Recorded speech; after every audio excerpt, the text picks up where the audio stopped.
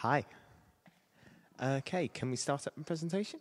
Hi. Yay, people replied. I like this. Hi.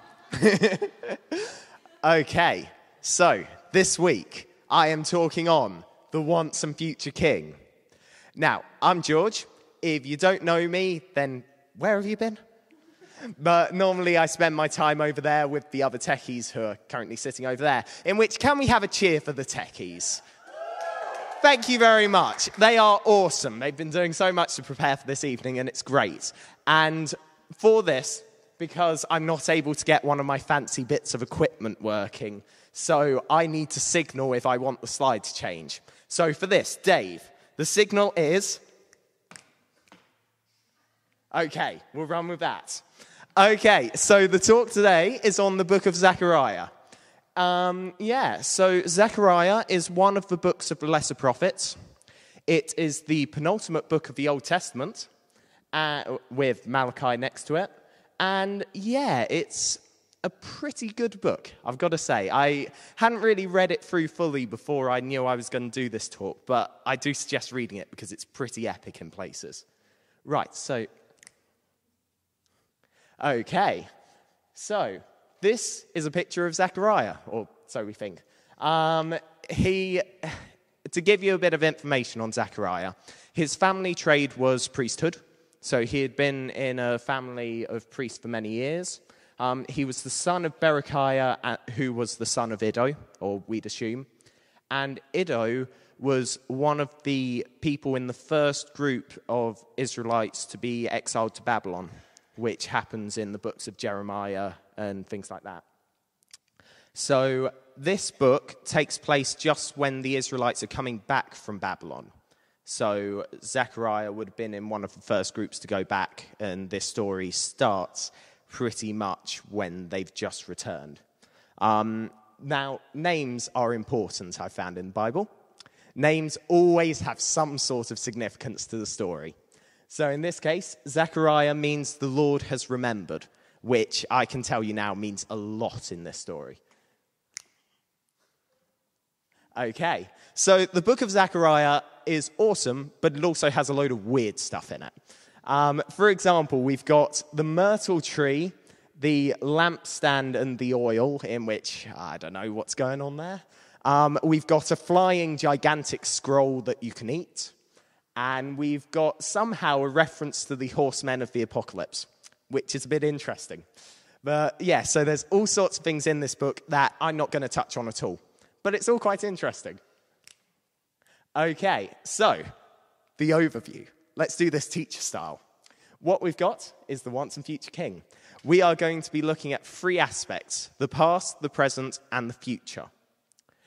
Inside of the past, we're going to look up at the events that led up to this book, so the exile in Babylon and before.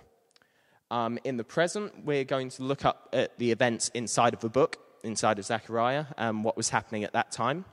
And in the future, we're going to look at something that's around 500 years later. Now, those of you who are biblical scholars will know what I'm talking about. Those of you who aren't, well, you'll find that in a few minutes. And we will also look at how it's relevant to us today. So, the past, the present, and the future. This is where we're going from. So, looking at the past, God remembers. Now, if you look back at the books of Zechariah, of Isaiah, and of Jeremiah, the Israelites were being real idiots. It's not fair in some ways, but they were doing some really silly stuff, and they weren't turning to God, and they were turning as far away as possible in some cases. And inside of the books of Isaiah and Jeremiah, God goes, enough is enough. I am going to send these people over to Babylon, and they're going to be in exile for a bit. They're not going to be in their land. They're not going to be in charge of their land again for a long time.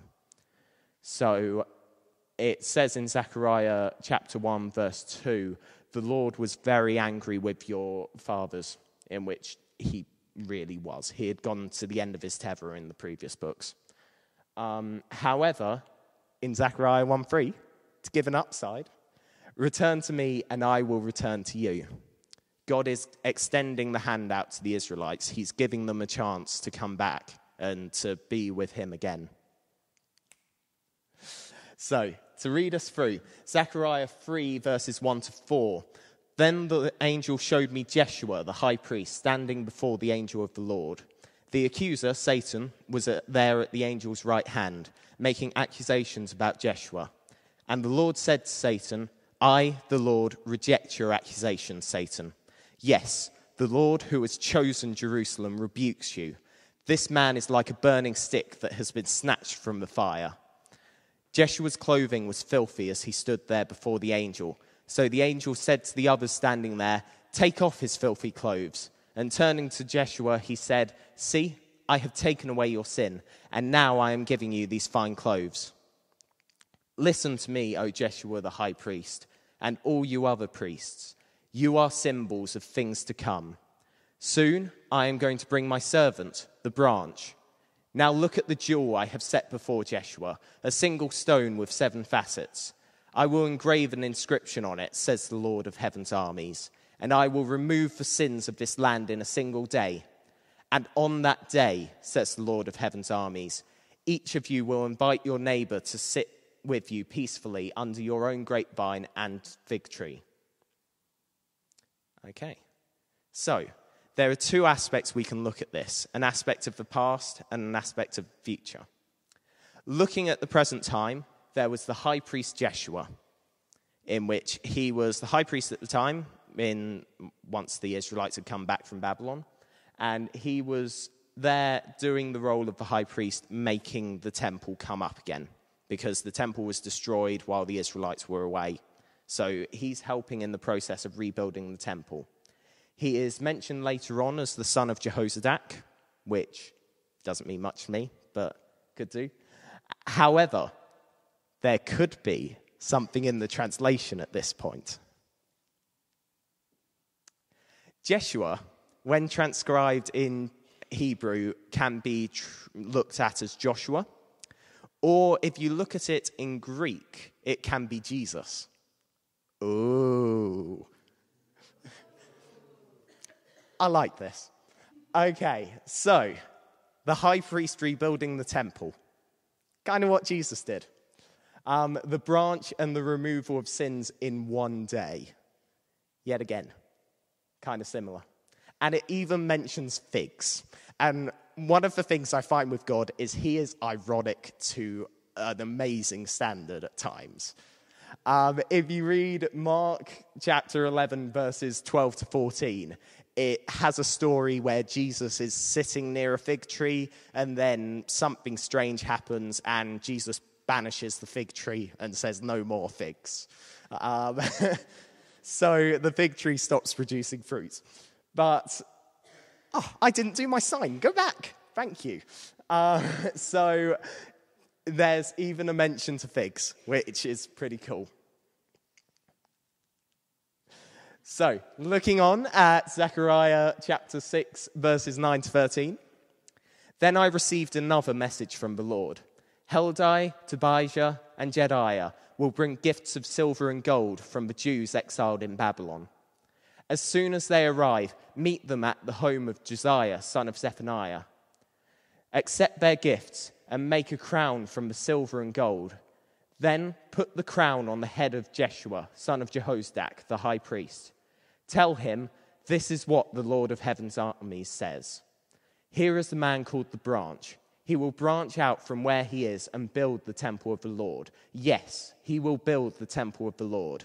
Then he will receive royal honor and will rule as king from his throne. He will also serve as priest from his throne, and there will be perfect harmony between his 2 roles. In which, gotta say, amazing. The last bit of that in itself is just an amazing statement here. Looking at the high priest Jeshua again, it is thought that this crown was made and given to him.